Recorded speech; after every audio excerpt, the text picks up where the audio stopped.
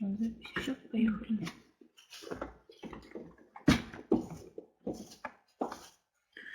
Добрый день. Так. Сегодняшняя наша тема очень актуальна на сегодняшний день в связи с тем, что вирусные инфекции у нас продолжают расти в связи с сезонностью. Тематика «Как лечить кашель» и как справиться с этим кашлем в более короткие сроки и с минимальными потерями.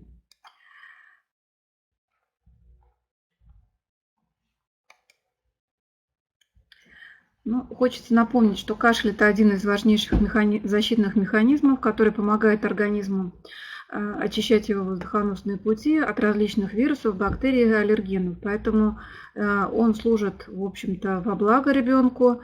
Явления кашля единичные могут присутствовать у ребенка в течение месяца до 30 эпизодов при нормальном состоянии ребенка и не является каким-то заболеванием. Но если явление кашля усиливается, соответственно, мы уже смотрим, в чем же может быть причина кашля. Это могут быть простудные и вирусные заболевания, могут быть аллергические реакции, могут быть заболевания со стороны пищеварительной и сердечно-сосудистой системы. И он может возникать как ответная реакция в ответ, например, на нервное раздражение при каких-то психологических моментах у ребенка, при смущении, при страхе, также при реакции на прием некоторых препаратов. Как правило, у детей может наблюдаться еще смешанные причины кашля. Изначально пусковой механизм может быть вирусное заболевание, но если у ребенка есть фоновое состояние в виде аллергической реакции, этот процесс может усиливаться.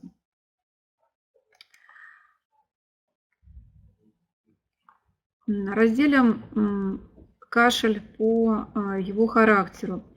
Как правило, мамочки не всегда могут определить, какой характер кашля в данном случае, но все-таки мы должны научиться этому для того, чтобы, придя к доктору, мы могли сформулировать, что же происходит с ребенком. Сухой кашель, при этом типе кашля не образуется слизи и мокроты, которая появляется вместе с кашлем, поэтому, в общем-то, он очень характерен на первых этапах. Влажный кашель. При этом кашле образуется избыточное количество мокроты. Бывает, что мокроту очень крайне сложно откашливать, но при этом визуально видно, что ребенок испытывает усилия для того, чтобы откашляться. По длительности кашель может быть острым, который начинается внезапно, длится на протяжении 2-3 недель. Хроническим кашлем считается кашель, который присутствует уже более 2-3 недель. То есть мы можем смело говорить о том, что 2-3 недели по заболеванию, в общем-то, это не критично. Каковы же особенности функционирования дыхательных путей у детей? Почему кашель очень часто сопровождает детей в возрасте от года до 7 лет? В этот период происходит очень активная реакция воспаления со стороны слизистой бронхиального дерева, так называемая гиперчувствительность. Присутствует склонность к бронхообструкции, спазму бронхов. Все это говорит о том, что в период внедрения вируса либо аллергического процесса слизистая бронхов становится более раздраженной, она отекает и становится малоподвижный процесс ответа по откашливанию. Не стоит забывать и о том, что в этот период присутствует несовершенный иммунный ответ на инфекцию. Все это свидетельствует о том, что в этот период явление кашля и любых вирусных заболеваний наиболее часто.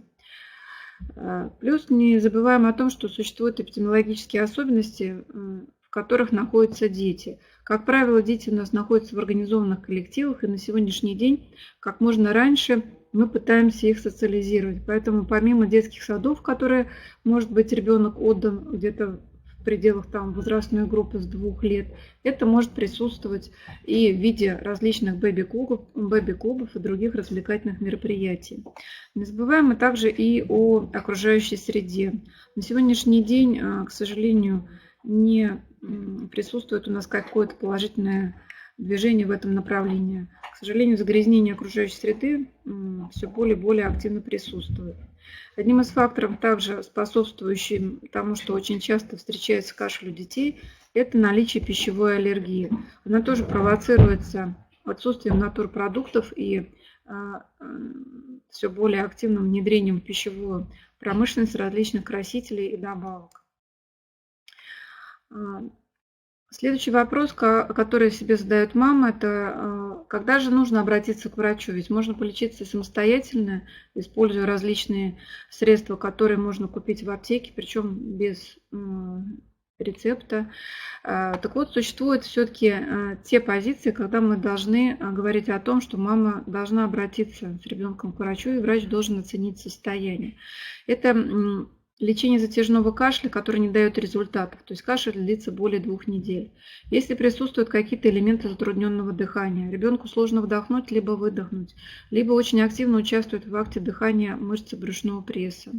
Когда существует температура на достаточно таком длительном периоде времени, наблюдается учащенное сердцебиение, головокружение, различные элементы по состоянию, упадка сил. Это может проявляться просто в том, что ребенок к вечеру просто очень активно устает. И если в мокроте обнаруживается кровь, либо ее следы. То есть вот эти факторы, которые разделены, это важные позиции. Что же доктор в плане лечения может назначить? Выбор тактики лечения кашля напрямую зависит от его вида, а также от причины, которая его вызывает. При любых его проявлениях положительное воздействие оказывают общие моменты, которые существуют в окружении ребенка. На первом этапе мы говорим о режимных моментах в квартире, где находится ребенок. Очень позитивно влияет на все процессы по восстановлению состояния здоровья и улучшению кашля, это увлажнение воздуха в помещении. Как правило, в зимнее время и в раннее весеннее, когда еще у нас присутствует центральное отопление, воздух отличается тем, что он сухой и может пересушивать слизистую оболочку дыхательных путей носоглотки, вызывая застой слизи. Вот влажный воздух, наоборот, он облегчает состояние, ускоряет переход в продуктивную форму кашля, улучшает отхождение мокроты. При этом мы рекомендуем использовать для увлажнения воздуха специальные средства. Сейчас существует различный спектр увлажнителей, которые имеют функцию в том числе определения влажности воздуха в помещении. Это гигрометр, который установлен в самом устройстве. Следующая позиция – это употребление достаточного количества жидкости, которая разжижает слизь и помогает отхаркиванию. Здесь тоже не все просто, потому что ребенок, особенно маленького возраста, он может неохотно пить воду, и поэтому приходится прилагать какие-то усилия. Это вот позиции, которые основные. По принципам лечения синдрома кашля мы можем сказать, что существует позиция конкретно противовирусной терапии, которую непосредственно может назначить только доктор с учетом общего состояния ребенка. Существует комплексная терапия, когда необходимо применение уже более серьезных препаратов противовоспалительных, таких как группа антибиотиков. И есть возможность использования монотерапии, лечения одним препаратом, который будет оказывать различные механизмы действия на этот синдром кашля. Немножечко остановимся на категориях препаратов, которые используются. Первая группа препаратов – это отхаркивающие средства. Основная функция данных препаратов – это разжижение мокроты для того, чтобы она легче выводилась из дыхательных путей. Действовать они могут двумя способами. Это рефлекторным, раздражая желудочные рецепторы, тем самым возбуждая рвотный центр и усиливая секрецию мокроты. Таким образом, слизь разжижается, и выведение мокроты ускоряется. Эти препараты достаточно активно действуют в разных группах. И плюс существует еще вторая позиция, это резорптивная, когда в желудочно-кишечном тракте происходит всасывание, а в бронхах выделяется действующее вещество. И при этом бронхиальный секрет разжижается, а количество его увеличивается. Эти средства всем знакомы, они имеют широкое распространение. Вторая позиция по препаратам – это муколитики. Данные средства способствуют разжижению мокроты и воздействуют напрямую. Применяются они при скоплении вязкой слизи, густой мокроты, которая с трудом откашливается у ребенка. Так вот, из тех препаратов, которые мы озвучили из групп, очень важно понимать, какой же из них выбрать на первом этапе, какой в последующем. Не всегда один и тот же препарат может подходить на различных этапах одного и того же заболевания. Очень важно такое понятие, как комплаентность. Это возможность приема препаратов без негативного отношения к нему. Его эффективность, то есть быстрое выраженное уменьшение клинической симптоматики. Обычно мы говорим о 5 или максимум 10 днях по заболеванию. И переносимостью. Переносимость вкладывает в понятие как безопасность и отсутствие побочных эффектов. В связи с этим хочется указать на факт формы выпуска лекарственного средства. Препараты, которые помогают справиться с неприятным симптомом, они производятся действительно очень широко сейчас в различных формах. При этом эффективность лекарства от кашля не зависит от того, изготавливается он в таблетках, в сиропе или в порошках. Главное для любого лекарственного средства – это концентрация действующего вещества, а также удобство его употребления.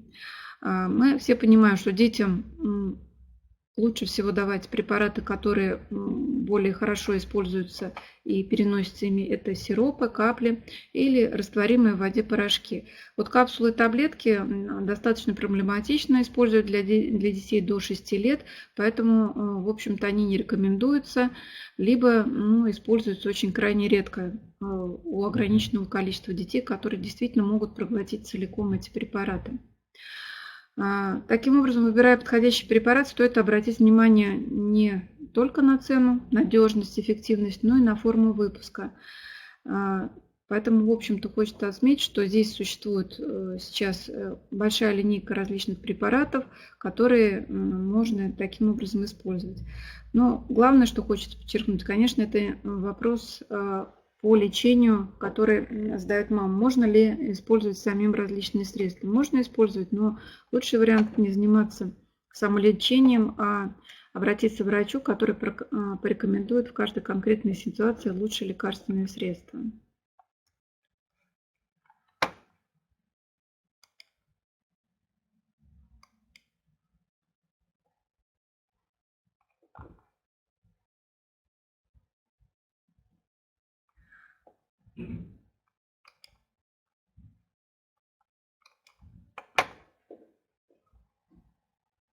По результатам, которые мы видим по лечению детей, в общем-то, мы озвучиваем вот эти позиции, которые я первоначально проговорила. Комплаентность применения препаратов высокая, возникает обычно у препаратов все-таки растительного свойства, которые имеют форму либо капель, либо растворов, либо сиропов. Они очень эффективны у детей с синдромом кашля, и сроки купирования синдрома кашля при монотерапии препаратами очень высоки. Препараты безопасны, так как они несут активные медикаментозные нагрузки. Немножечко остановимся теперь на профилактике простудного кашля, потому что мы понимаем, что если мы лечим причину, это уже как бы неизбежно, но всегда есть вариант того, что мы можем провести какие-то профилактические мероприятия, которые могут предотвратить развитие любых заболеваний. Полностью избежать простудных заболеваний, естественно, в раннем возрасте вряд ли удастся, так как иммунитет у малыша еще не сформирован, и он легко подхватывает различные инфекции, а с пребыванием в детском организованном коллективе этот процесс еще более активен. Поэтому, в общем-то, не нужно расстраиваться, особенно молодым мамам, которые тревожатся в плане того, что ребенок их начинает заболевать. Ребенок может болеть, но чаще всего заболевания, которые проходят без каких-то осложнений, они укладываются в интервал времени до 10 дней и, так скажем, не дают никаких дальнейших осложнений. Поэтому по профилактике кашля нужно предложить несколько моментов. Они, в общем-то, всем известны, но тем не менее напомнить их стоит. Не забываем о правильном питании. Мы уже обсудили в начале, что дети с аллергическим фоном более подвержены заболеваниям простудным, поэтому очень важно, чтобы рацион ребенка содержал достаточное количество витаминов, минералов, питательных веществ. В период грудного вскармливания очень важно следить самой маме за своим рационом и дальше приучать ребенка уже к полезным продуктам. Зимой и ранней весной после консультации с врачом можно поддерживать организм непосредственно качественными витаминно-минеральными комплексами. Необходимо соблюдение правил гигиены. Не забываем, что передача инфекции происходит как воздушно-капельным путем, так и через простой механизм грязных рук. По аллергии по детям тоже есть определенные позиции.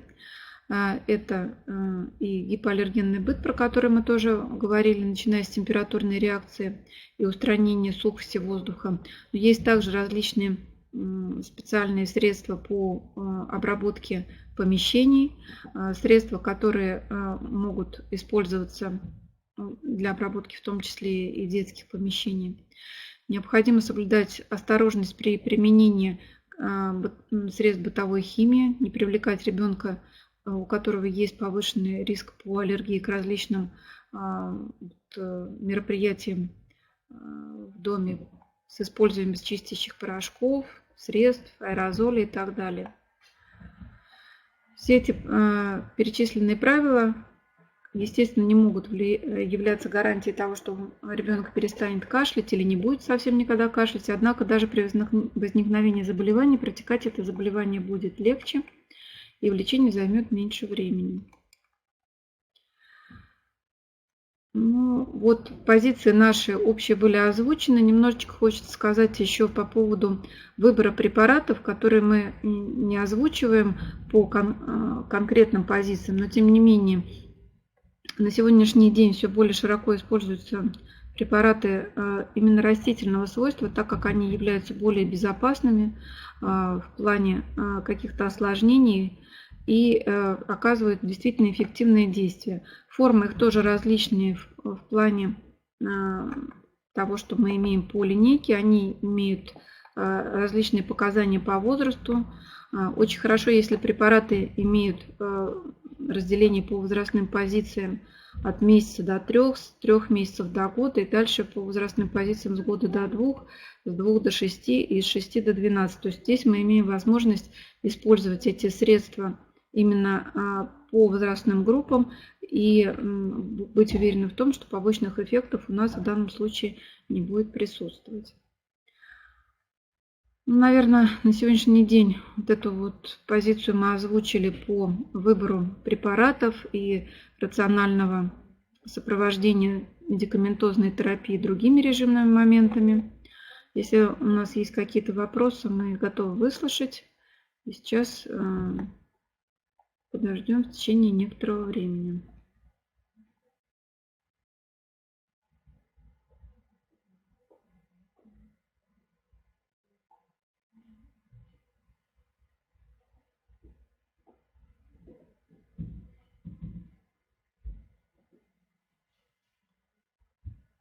Ждем вопросов. Мы видим, что у нас тут есть участники.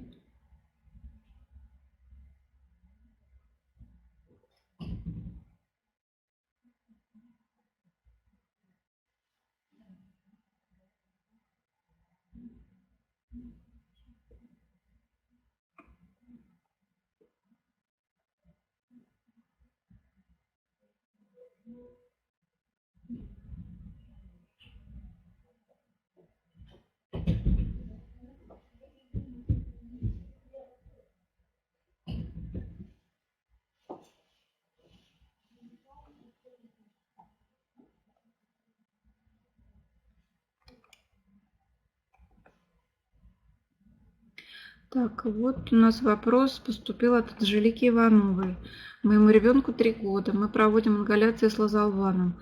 Можно ли заменить на препарат бронхипред?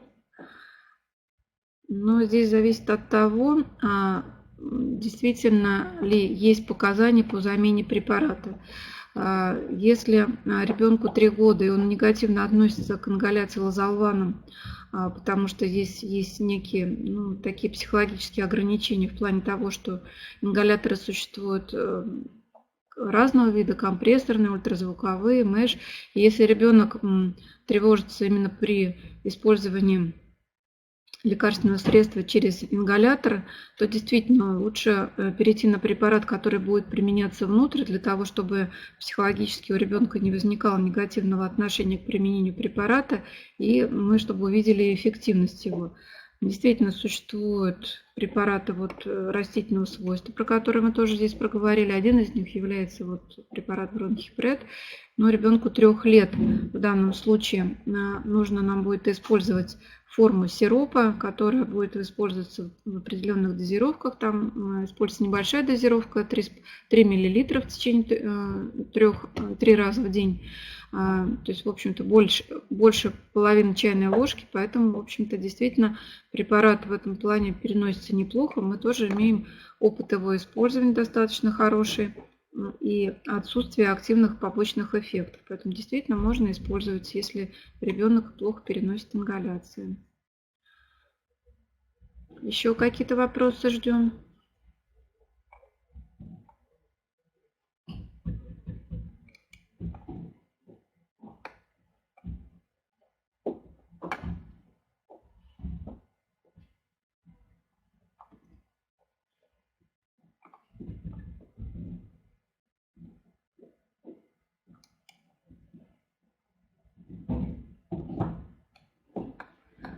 Пока не вижу вопросов никаких.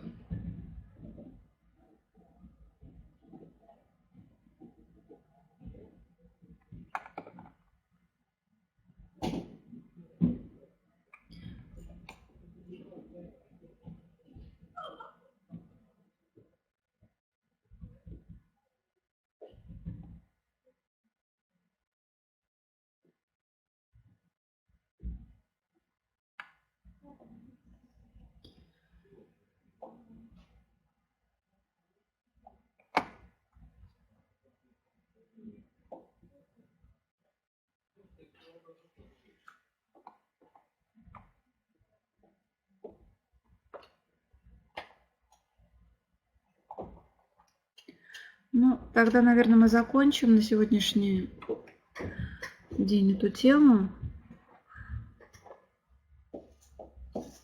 Поблагодарить всех участников. Спасибо. Можем иметь обратную связь уже дальше по электронной связи.